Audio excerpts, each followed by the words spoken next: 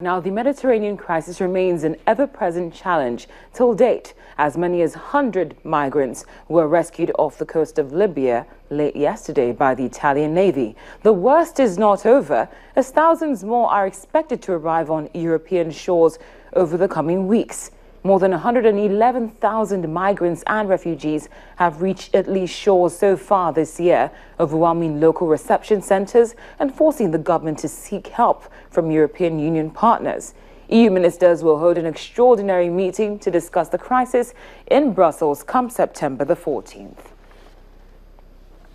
Well, the United Kingdom has recently reinforced its border controls after the French Port of Calais to curb the illegal entry of migrants. An average of 2,000 migrants from the Middle East and African countries have entered the UK every day through the Channel Tunnel, linking Britain and France in recent months.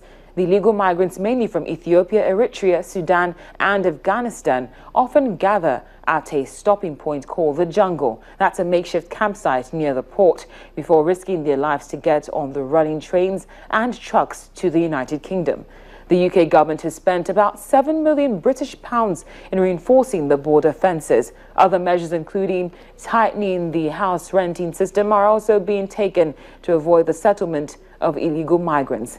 The investment seems to have paid off, as the number of daily entries appears to have been reduced by a whopping 150. In the spirit of keeping the Free AJ Staff campaign alive and also helping to secure her client's release, human rights lawyer Amal Clooney is reiterating her call for Canadian Prime Minister Stephen Harper to personally intervene in imprisoned Al Jazeera journalist Mohamed Fahmy's case. On Saturday, August the 29th, Bahir Mohamed and Mohamed Fahmy were sentenced to 3.5 years and 3 years, respectively, after being accused of aiding the Muslim Brotherhood, which has now been labelled a terrorist organization by Egypt. So this is the time when it's no longer in the hands of the courts, it is in the hands of the executive branch, and the government has previously said, we'll pardon, we'll deport, and so the Canadian ambassador and I are attending meetings to say, please follow through now, now's the time to act. The family was told that they wouldn't be able to see him for 30 days, but I know that the embassy, the Canadian embassy, has put in a request today for permission to see him earlier than that, so we're very much hoping that that's possible.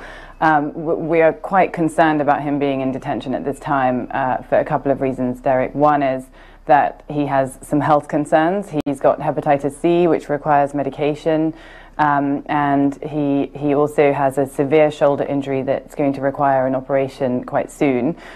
In addition to that, he's been a very outspoken critic of the Muslim Brotherhood, and at the moment in Egypt there are many people in prison who are from that group, and therefore his physical safety may be in danger depending on the conditions of his detention. So these are all issues that are being dealt with the relevant ministries in Egypt by the Canadian government on his behalf at the moment.